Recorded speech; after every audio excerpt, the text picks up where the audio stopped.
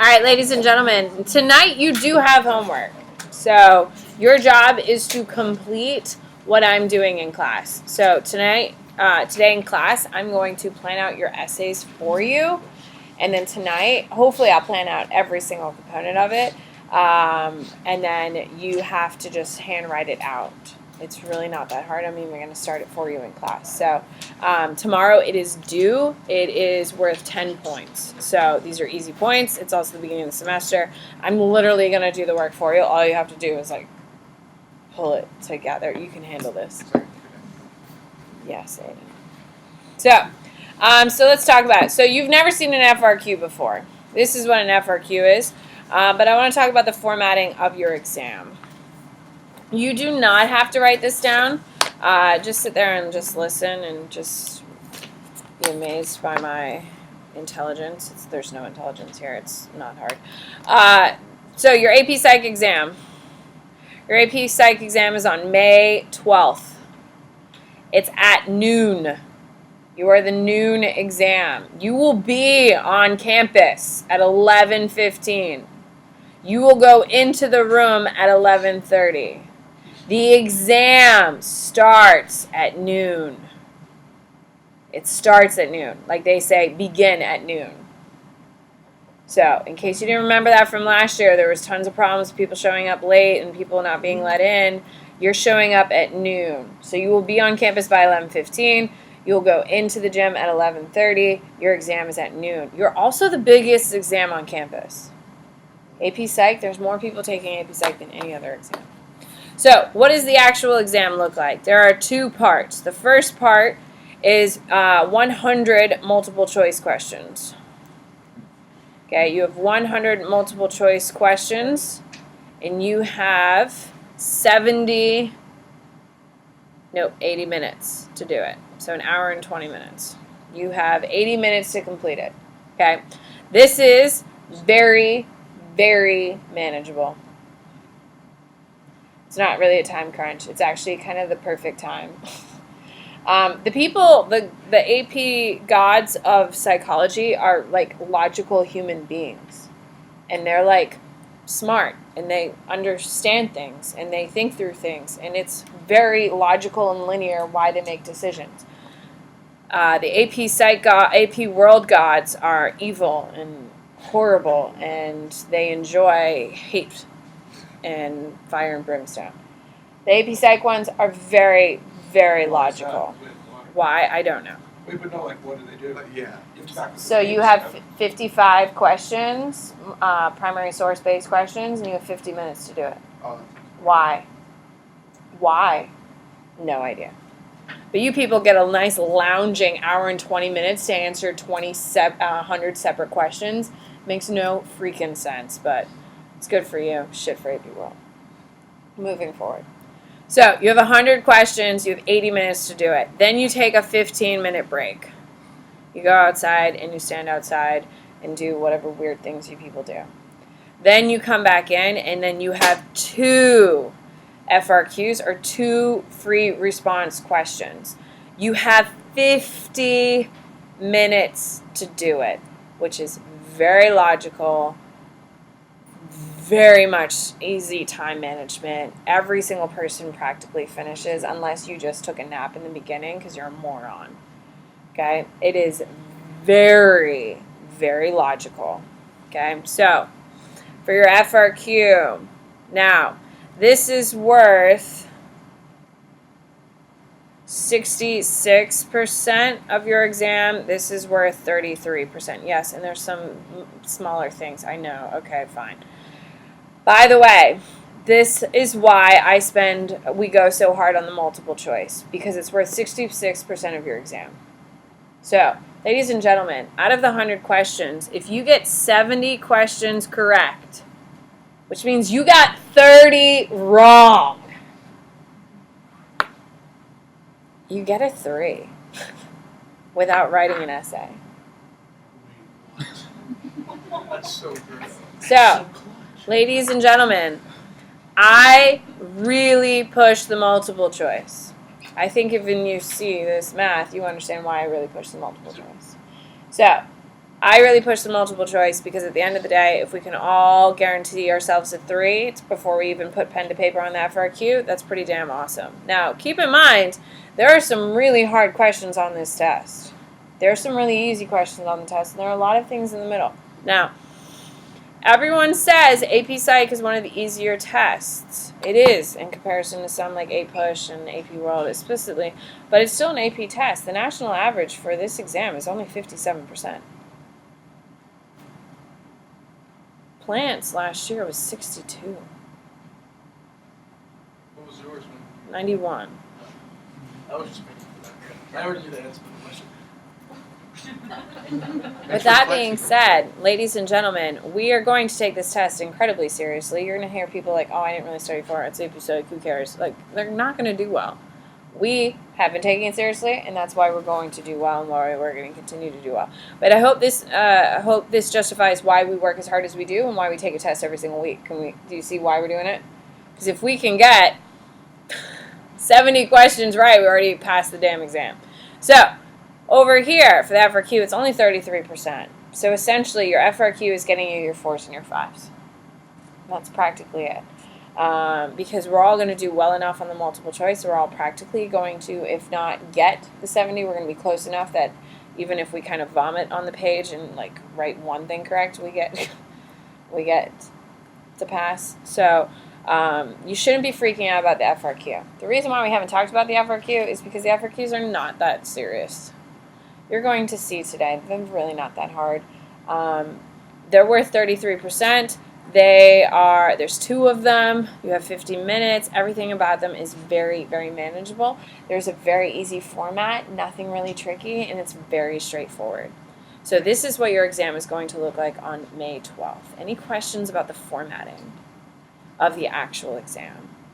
Okay, so when we do weekly tests and we do as much as we do, this is why. Does it make logical sense now why we do what we do? Yeah, because hell yeah, if we can get a 3 without even writing an essay, hell yeah. Alright, so let's look at the actual prompt now that you have it in front of you, please. So this is what your prompt is going to look like on the day of your AP exam. This is obviously from 2014. This is the actual prompt from 2014. I had kids sitting on that day, and we'll talk about why that was a big day. As you can see, 15 minutes, 33%. If you look at the prompts, you see they have directions. You need to answer both of the following questions. It's not enough to answer a question merely by listing facts. You should present a cogent argument based on your critical analysis of the questions posed using appropriate psychological terminology. Don't worry, you'll see exactly what they mean. With that being said, you're going to see that they're going to give you some sort of scenario, and then they're going to give you questions about it. Scenario, questions about it. Scenario, questions about it. All you have to do, ladies and gentlemen, is define and apply. What have we been doing since day 1 in this classroom? Define and apply. So we've been working on these FRQs every single day. You just didn't know it. Okay? So they give you a scenario, and then they ask you questions. So they're asking about the independent variable. So what's the first thing you're going to do without even knowing the application? You have to define what independent variable is. And then you're going to apply it to the situation in which they created. Now, if you flip to the other side, this is question number 2. They have scenarios, and then they ask you about specific components of it. How do you answer the question? You define, and then apply to the scenario they gave you. That's it. That's it. Every little dot that they give you requires 2 sentences. One for definition, the other one for application. That's it. I do want 2 separate sentences because the rubric, it's just easier to score with the rubric. So we want the graders to make it easier for the graders to give you the points. Okay? So, everyone understands the basic formatting, correct? We define and we apply. Here we go. So let's read. Question number 1. Adapted from M.M. Duguid and J.A. John Callow, Living Large, the Powerful Overestimate of Their Own Height. In a study of power and self-image, participants were not told the true purpose of the study. Instead, they believed that they were participating in a business simulation. Researchers randomly assigned participants to a high power n equals 44 or a low power n equals 44 condition. In the high power condition, participants recalled a time when they had power over others, and in the low power condition, they recalled a time when they had power and when others had power over them. Participants were asked to adjust the height in centimeters of an electronic graphical image, an avatar of themselves, to reflect their personal appearance. The results indicated a statistically significant difference in participants' perceptions of their own height across the two conditions. Participants in the high power condition created taller self-image, mean 6.0, standard deviation 1.5. Then participants in the lower power condition, mean 4.0, standard deviation 1.0. Okay, so that's the application that they're giving you. Now, as you see with the bullet points, they're asking you to describe the levels of an independent variable. So the first thing we do is what? Define. So who can tell me what is the definition of an independent variable? Claire. You can't use variable in the definition of a variable, so no. Maggie. Yes. So it is what the experimenter is manipulating. Okay, so an independent variable is what the experimenter is manipulating. Okay, so who can give me in this experiment? In this experiment, what is the independent variable? Mateo? Yes, they're grouping. They're grouping high or low power. Perfect. Okay? Because the experimenter gets to put each person in a group. That's it. Ladies and gentlemen, we have a definition and we have our application. Walk away for the moment. Describe how the researchers measured the dependent variable. So, who can tell me what is a dependent variable? Nate? No. It's the part of the experiment that results from the independent variable. You be a little clear. You're not wrong. That's caused by the independent variable. Simplify. Simple, stupid. Aiden? The part of the experiment they're like studying. Potter, stop shaking the test. What's being measured? What's being measured? Yeah. Keep it simple, stupid. Dependent variable is how the participants respond. How the participants respond. Okay? Keep it simple, stupid. So, in this experiment, what is the dependent variable? What do we got? Caroline. Hampton. Sorry. How tall the person is. Yeah. Size of their avatar. Okay? Perfect. Alright, so create a bar graph illustrating the results of the study. Correctly label each axis. Now, ladies and gentlemen, the reason why I picked these prompts out of all of them is because in 2014, this is the first time they've ever asked for students to make a bar graph, and people, lost their minds. I'm not kidding. I had kids taking the exam in 2014, and kids were like, they asked for a bar graph. I was like, cool. Did you make a bar graph? And they're like, I didn't know how. My kids did fine. Across the nation, people lost their damn minds. My kids were fine. However, you just make a bar graph. So let's make a bar graph, shall we? So we're going to do it down here. So we're going to do, this is going to be height in centimeters. This is going to be power groupings.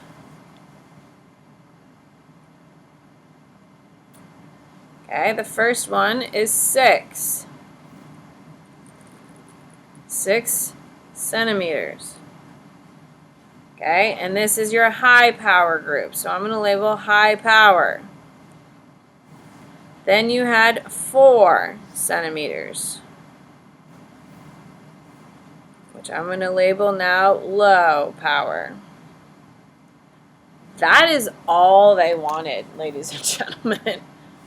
That's it. Oh, and if you wanted to get like super fancy, you may not be up for this caliber of work, but you can watch me do it. What does seat have to do with that? Yeah. So you may not be capable of doing that, but if you are capable, you could. I'm just saying. I'm pretty talented is what I'm saying. I can color in a box. All the time. That's all they need. That's all they want. People lost their damn minds. So because of that, since that year, I've been using this every single year.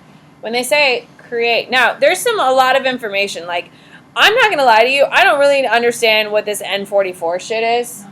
Yeah. It's how we mark. Oh, there you go. See, I don't need to know. I don't care, so I just ignore it. Can I still answer the question correctly? Yeah. That's it. So don't make things harder. Take the information that you can do and focus on that. Is everyone clear on that? Because they're going to have distractors. They're going to have other information that maybe you know, maybe you don't. Focus on what you do know and use that. Is everyone clear on that? What do you got, Claire? Do you not need to pull up the error bars? Simple, stupid, Claire. Simple, stupid. If Samantha Bennett can't do it, then you don't need to do it. All right? So, there you go. Correctly label each axis. We've labeled it. Height in centimeters, power groupings. There you go. That's it. All right. So, explain why researchers can conclude that there is a cause and effect relationship between the independent and the dependent variables. So, when we hear cause and effect relationship, we should be using what term? Causation. Absolutely. So, I'm just going to draw an arrow way up here so I can have some room. So, cause and effect relationship means causation. So immediately by you using the word causation, you already got yourself a point. So causation is what? What is the definition of causation? One thing triggers another response. Ladies and gentlemen, is that the most scientific explanation of a causation? No. Does it score? Yes. And that's what matters. You do not need to have a super scientific answer. As long as it answers the question, it scores. If you're like, oh my god, I don't know if this is like the perfect word. Like, who the hell cares? Write that shit down. Okay? So, causation. One thing triggers another response. So, explain why researchers can conclude there's a cause and effect relationship between the independent and the dependent variable. In this experiment, how is there a causation? Claire? But they describe like a low power thing they put shorter.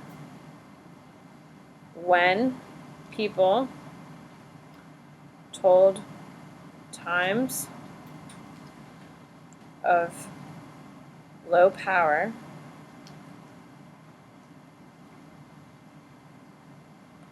they always drew themselves shorter. There you go. That's it. That's literally the correct answer. That's it. Is this incredibly scientific? Do we have to get into some really big vocabulary? Nope. Keep it simple. Keep it stupid. Explain what statistical significant means in the context of this study. Who can tell me what is a statistical significance? Aiden? How much the results actually matter. No. No, it's not. Claire? Like the data you collected was large enough. There's enough data to support it. Statistical significance is there is enough data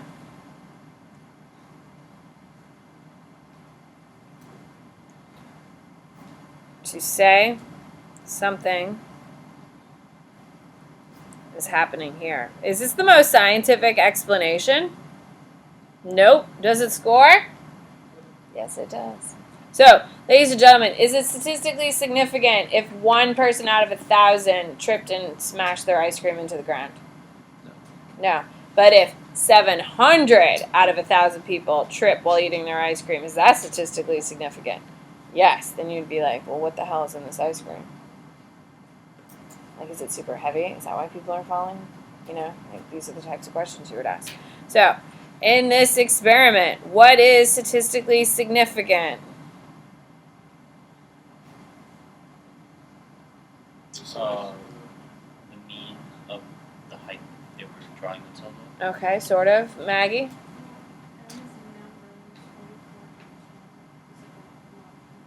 Yeah, there's a ton of, there were a lot of participants, and the results were consistent.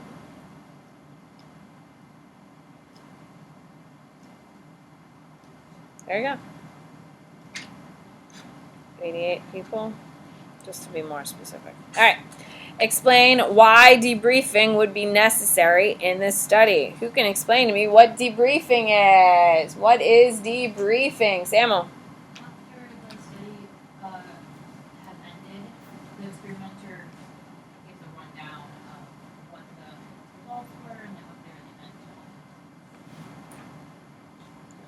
After the study, the experimenter explains results and data collection. Okay, so why would debriefing be necessary in this study? Why? Curran. Yeah, they will inform them.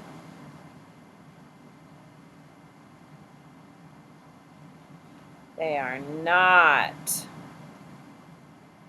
doing a business simulation.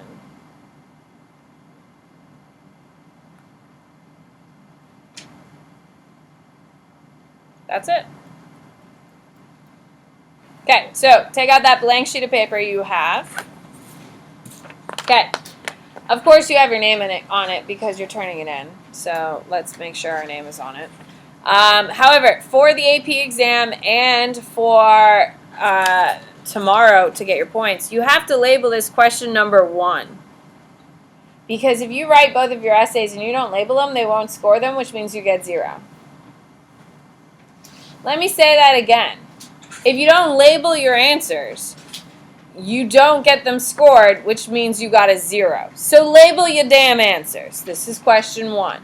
Now, this is the way I want you to format all of your answers for FRQs for the rest of your life.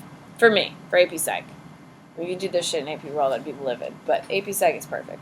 Okay, so you're going to write question 1, and then you're going to write A. So we're going to do 1A. 1A is describe the levels of an independent variable. An independent variable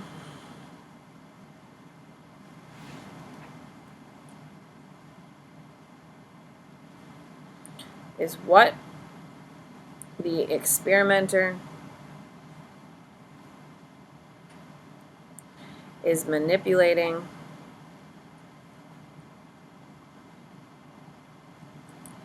in the study. So I've taken our shorthand and I've just turned it into a complete thought.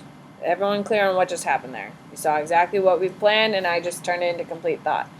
So I've just done the definition, 1 sentence. Now I'm doing the application.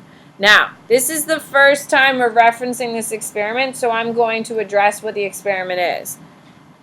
In the, in quotes, living large experiment. Okay, so I'm just referencing the experiment that they are making me reference. In the living large experiment, the independent variable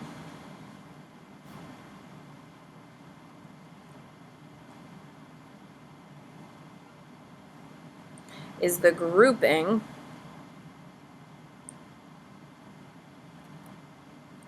of the participants into high or low groups, high power or low power groups.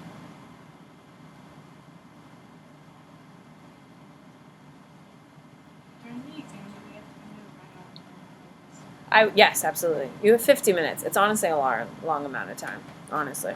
Okay, so that's it. That's it. That is it. So now we're done. We're going to skip a space, and write B. You will always skip a space. Now, could you have put this all into one sentence? Yes, you're smart enough to do it. I would like it, and I prefer it in 2 sentences because it's easier for them to score it that way. Is everyone clear on that? We want it to make it easier for the graders to score, which makes it easier for them to give us points. Is everyone clear on that? So just put it in 2 sentences. I know it's a little redundant, but you can do it. So B, describe how the researchers measured the dependent variable.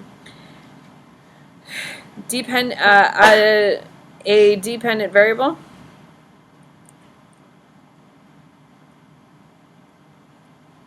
is how the participants respond to the independent variable.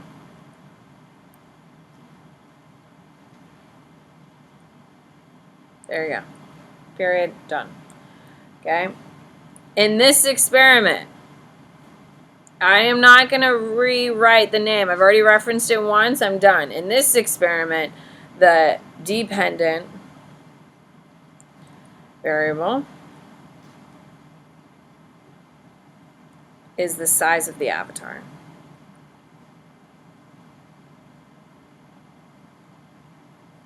There you go.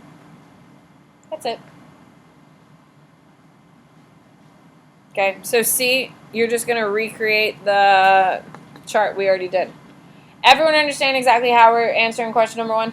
You literally take what we have. Everyone understands it's 2 sentences. For the bar graph, is there a sentence? No, you're drawing the damn bar graph. Someone's like, well, what do I write for the bar graph? Write the damn bar graph! Flip it over. What? On the exam, would you like us also to write the A and B, or do you want us to piece it together with A and B? No, I want it separate. It's okay. So when we write the actual exam, you want the same thing, A. I want exactly what I have here. Okay. This is what I want. This is what scores.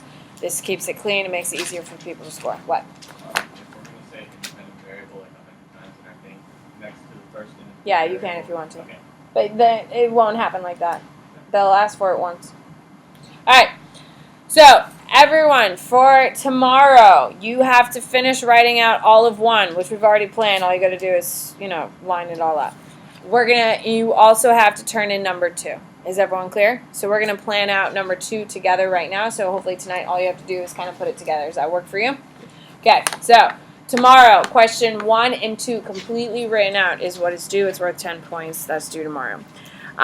Question number 2. Abraham recently graduated from high school and began his first year at a 4-year university. Explain with an example how experiencing each of the following in the past may affect Abram's ability to succeed in college. Same thing. We're going to define and then we're going to apply. Who can define authoritarian parenting style? Nathan. Is that the one where the parent is very rigid, it's kind of military-like, where they don't show much affection and it's very strict? Parents have strict rules. Military style. Perfect. So, perfect definition. Okay? Now, this is what makes AP Psych so damn wonderful. Is that you just get to make shit up. You just get to make shit up. So, if you were coming from an authoritarian parenting style where your parents are super strict, and if you got to college, what the hell will you do when you get to college? Samuel. Party. Yeah, your boy's gonna party. So, if he came from a super strict house where he had no freedom, he is going to live in that freedom. So, your boy's gonna party. Party/misbehave with the freedom.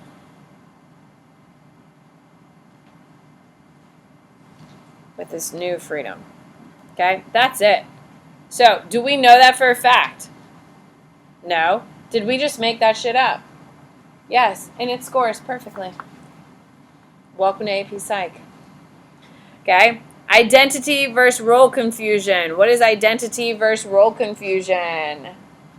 Aiden? It's where, I can't remember, it's a teenager, like young adult, like they're confused with who they are, well, they might know. It's young adults trying to figure out who they are.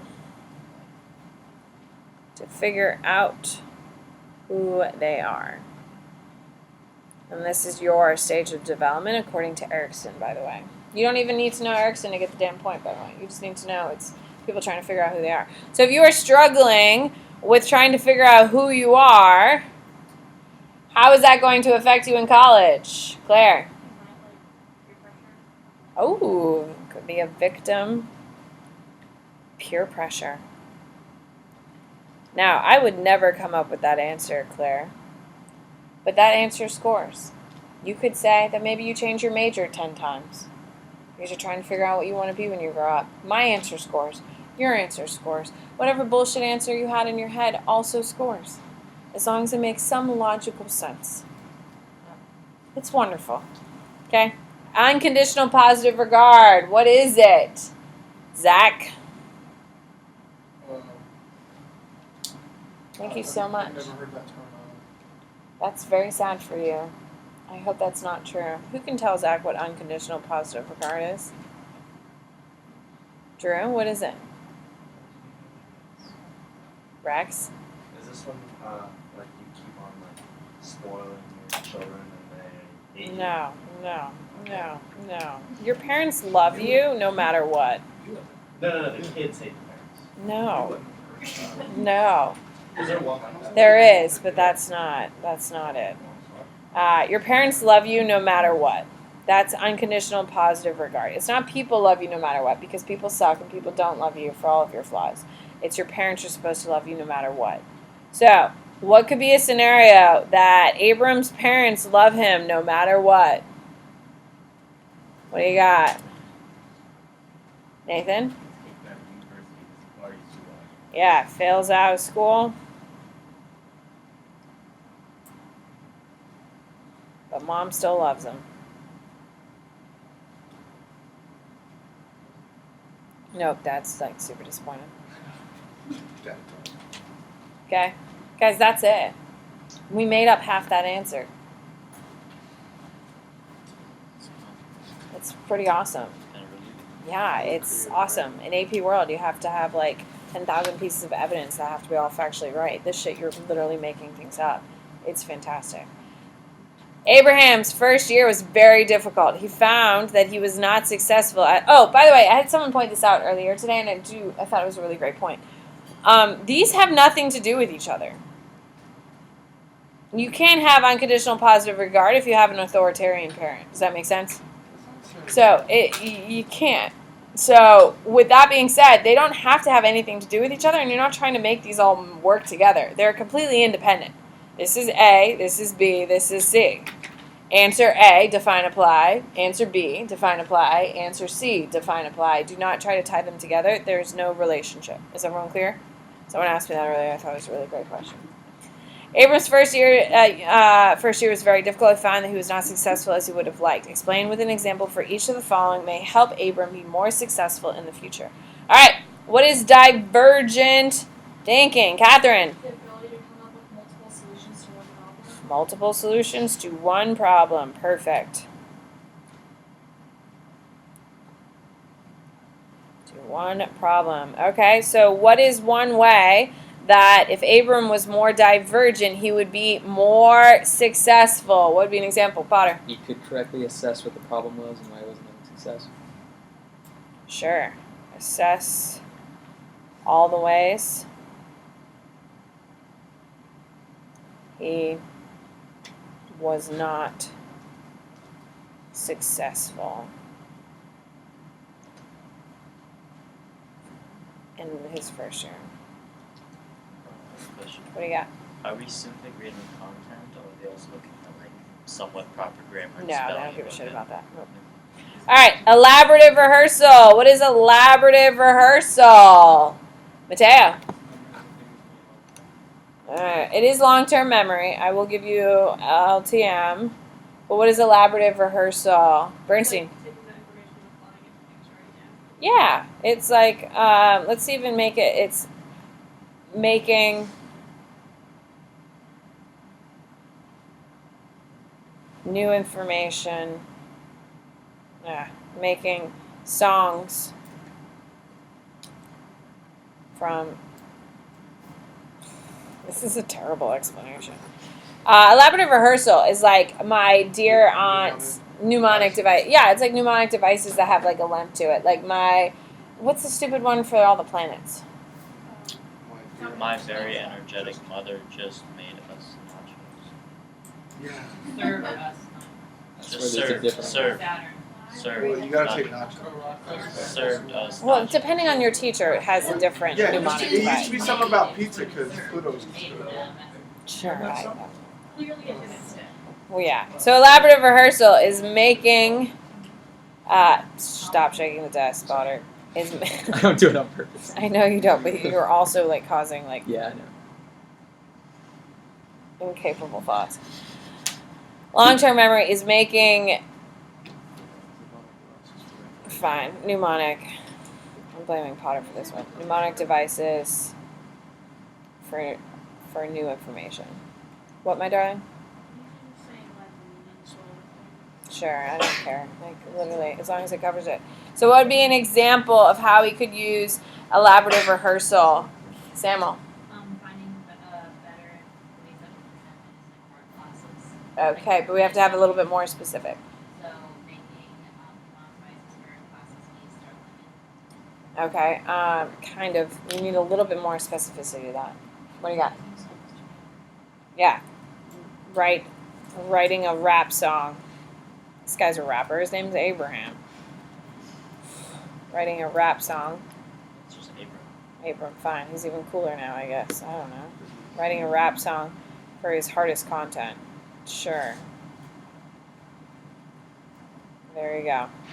We just have to have like something like so that's it. Like intrinsic motivation. No one in college is sitting there writing a rap song except Lin-Manuel Miranda. Like that's the only dude sitting there reading through the textbook and be like, oh man, this would be a rap.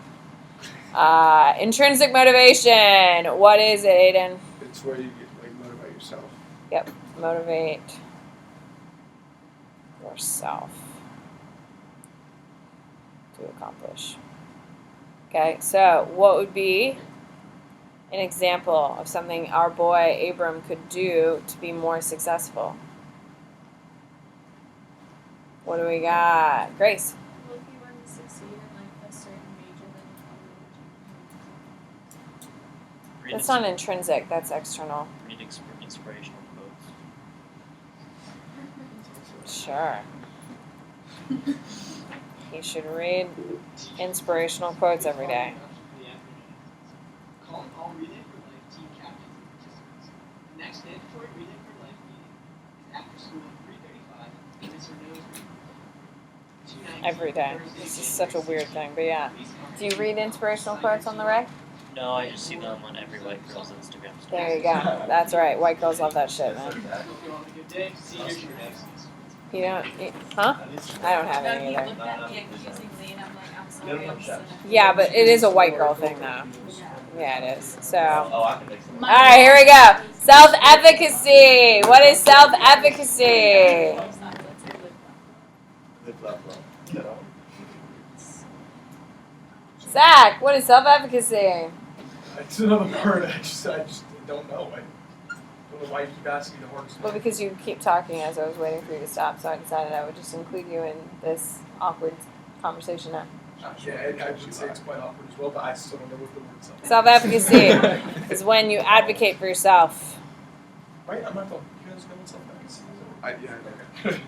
I know because you sent it to me on the AP history exam, actually. Now, ladies and gentlemen, they are going to throw you one curveball on every question, and you have to try for it. You'd be an idiot not to. Just try for it. Make some shit up. Because keep in mind, half of it is already made up. It says self in it, so it has to be. There you go. See, Rex is over there figuring it out. Break it down. There you go. So, what is one way you can advocate for yourself in college? Right around. Nathan. Go to your professors and tell them, hey, I wasn't doing so well last year, but I'm changing now. Ask your professors for help. Perfect. There you go. All right, so ladies and gentlemen, tonight for homework, we've already planned out our essays together. All you have to do is string it together and write it in the format in which I want. You get your 10 points. Is everyone clear? What do we think of FRQs? Light work. Not They're not hard. We had 15 Half minutes of for it. two. Two of them. Finish that in like 30 minutes. Absolutely. I could get a 3 without writing. So, hopefully you see that we have been working on this skill. We just haven't been writing them. Goodbye. I don't want you here. Let go. Yes, my love. No, you can put it on the same.